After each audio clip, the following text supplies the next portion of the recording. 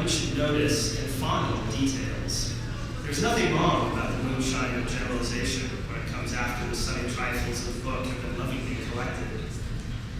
If one begins with a ready-made generalization, one begins at the wrong end and travels away from the book before one has started to understand it. Nothing is more boring or more unfair to the author than starting to read, say, not over it,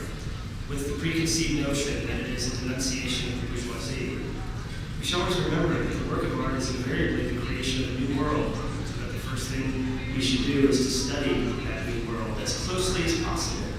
approaching it as something brand new, having no obvious connection with the worlds we already know.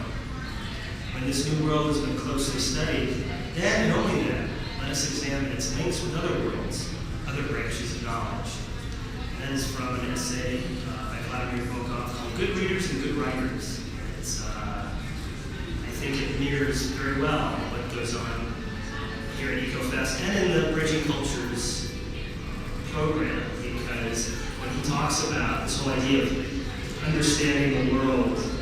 and then connecting the new world of the author to the world we already know, that is exactly the way we should approach learning in terms of understanding it as a new world, as a world to be learned and understood before we immediately then, or hesitate to immediately put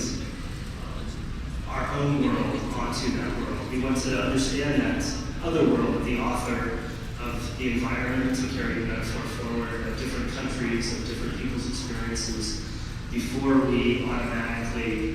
connect them to our world. And that is what good learning is that type of humility, that type of self-reflection will allow us to bridge cultures, worlds,